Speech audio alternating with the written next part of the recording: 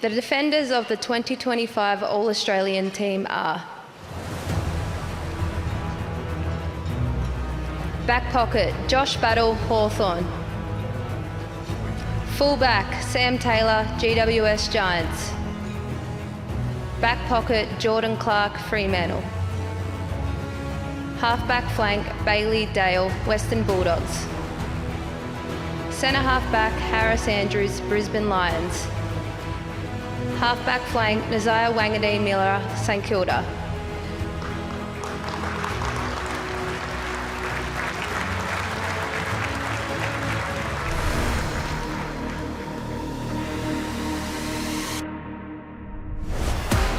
And Battle! Oh, geez, bit of intent there. Battle has produced a stellar first season at Hawthorn, quickly elevating himself as a lockdown and intercept specialist. Battle just looks so assured. A standout performer in 2025, tonight Battle is recognised with his first All-Australian blazer. The Giants rock in defence. Taylor's brilliance in the air was so crucial in repelling opposition attacks, and once again he anchored the Giants' backline, sealing a second career blazer. But Taylor's a tough man to beat. Smothered by Clark, who's in brilliant form. Clark took a massive leap in his 7th AFL season, becoming a cornerstone of Fremantle's defence. Clark is away, sprinting, running. His attack off halfback was eye-catching and his role pivotal in Fremantle's return to September. Tonight, he is recognised with a debut All-Australian blazer. Dale blazing in, straight and true, like a die.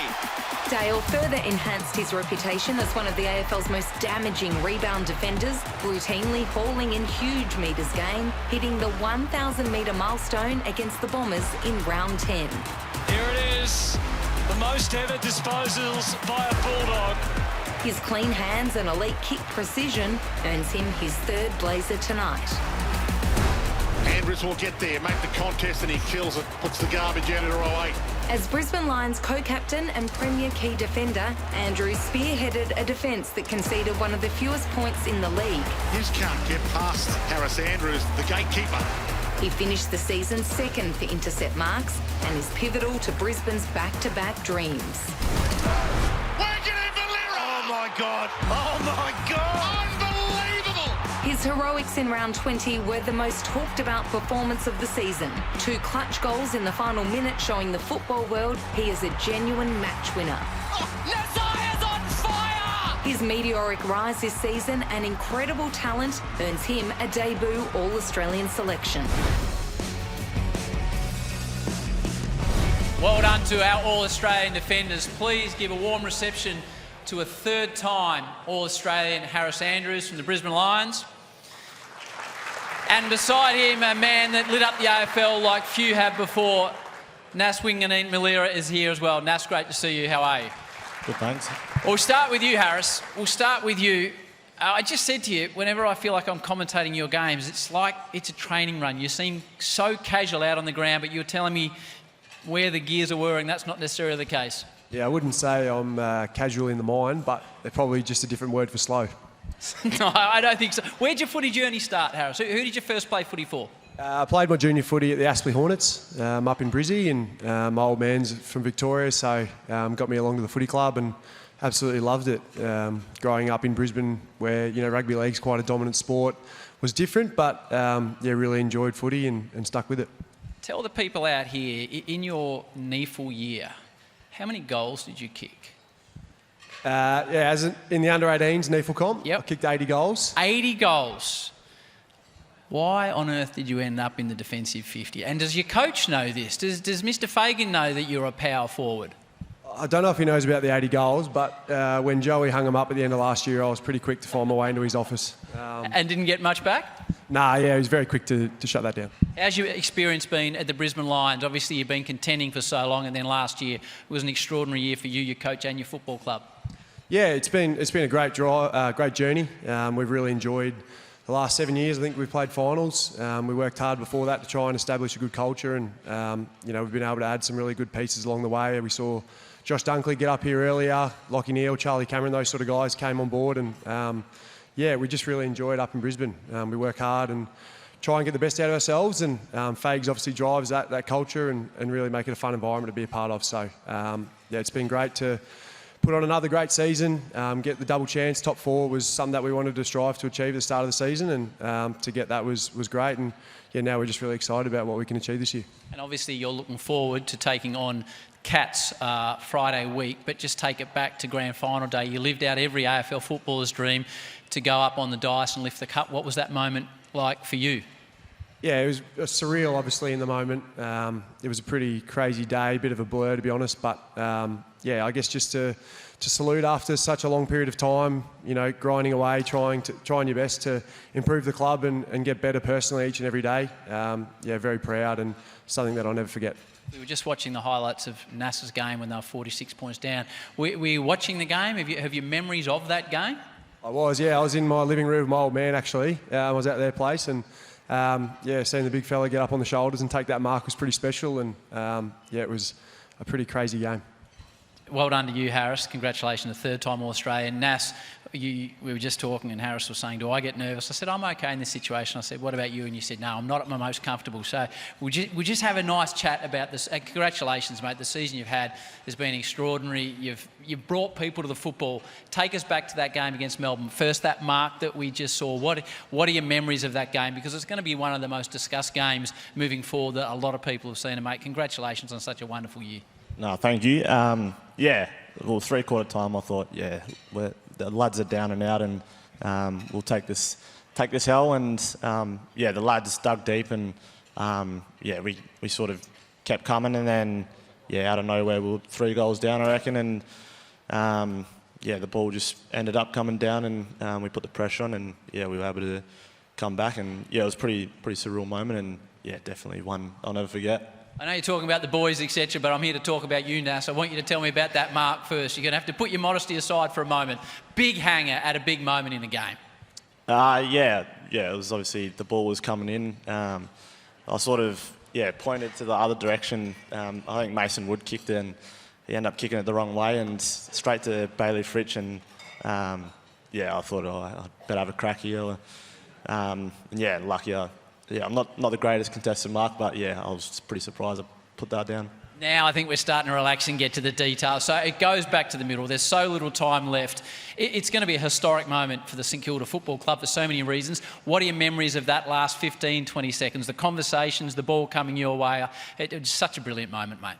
Yeah, I think, yeah, there was obviously one less Melbourne player in the centre bounce, and they already had the 666 warning, so we knew straight away, and I think all the lads ended up legging it, and I knew I was gone straight away, and the umpire called me back, and yeah, me and Ro teed up this play, and I sort of... Was it his suggestion, your suggestion? How did it happen? I can't remember. I think you can't remember, or you don't want to say? No, I think Ro just said, "Where do you want it?" And I just said, just hit me on the left side, and I think Caminiti was on the wing, and yeah, I told him just to hold there. Told the forwards, just pull to the right side. And, right. Yeah. The moments when your teammates are jumping on you, what did that mean to you? Yeah, it was pretty surreal. Yeah, obviously, yeah, you dream of that moment as a kid, being able to kick a goal after siren to win a game, and yeah, it was pretty special. And yeah, we got a great bunch of group of lads at the club, and you know, we all got this special connection. I'm sure everyone else does at every club, but yeah, it was just pretty surreal to share the moment with them. I know you're hoping I've got no more questions for you, but I've got up a couple more for you.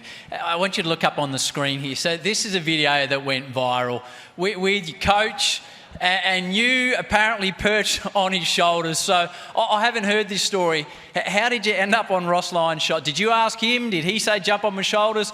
How did this vision happen, Nas, from your point of view? Yeah, I'm surprised he got me up there. I know he had a hip replacement early in the year. Yeah, but yeah, it was obviously straight after the game. There was a song, Free from Desire. Yep. I think all the boys twisted Desire to Nasiah, and yeah, Ross, out of nowhere, Ross comes over and yells, "Nas, get on my shoulders," and next thing you know, I'm on his shoulders. It's fantastic. Now take us into the moment, one that you decided with your family, and congratulations on your deal at the Saints. how did you come to the decision? Two-part question. And then how did you deliver the news to the football club, which I think made football fans, not just Saints fans, just really, really happy to hear what was happening, mate? Yeah, I sort of wasn't... About a month ago, Mum and Dad came down to Melbourne, and I sort of sat down with them and sort of just said, yeah, I'm going to stay. I felt like it wasn't going to sit well with me if I left, and I felt like I had unfinished business at the Saints. And yeah, the fans were great to me all year. Every time I'd walk out, you know, there's signs and stuff, and yeah, I sort of didn't feel right if I would have left. But yeah, I'm grateful I stayed, and yeah, I won't regret it at all. But yeah, it was I think it was last week. I ended up messaging Ross about an hour before we went in, and I said, "Oh, can I catch up with you for 5 minutes?" And he said, "Oh, yeah, sure." He's gone in full panic mode, no doubt, at this point, I'm thinking. So Yeah. you walk into his office. Who's in the office? Yeah, so I said, yeah, I'll be at the club at 12:30, and he was there, and I'm pretty close with Brad Hill, and I said, "Oh, do you want to come in? I'm going to tell Ross." Because I ended up telling Hilly a couple of days before. And then obviously Corey Enright, who's, yeah, I've got a good connection with, and yeah, I sort of brought them in the room and said, "Oh, yeah, I'm going to stay." And yeah, I think Ross had a few tears in his eye. So no, I gave him a hug, and I just wanted to say, I told him, "Oh, I want to tell the lads before he gets out in the media." And next thing you know, 10 minutes later, I think Cal Toomey reported it before we had the meeting. So we sort of rushed all the boys in, and yeah, Hilly's daughter announced it, which was pretty cute. One final question for you, not specifically about the money you're being paid, but congratulations on the deal. What does it mean to you and your family, this security moving forward, mate? And again, congratulations. Yeah, it's obviously, I owe a lot to the family. You know, every time I go out in the field, it's to play for them, and I guess, I was pretty fortunate enough to get that, and I'm just grateful to be in this position at the Saints, and can't wait for the next 2 years. You both spoke beautifully well. Have a fantastic off-season, Harris. Good luck moving forward to the finals.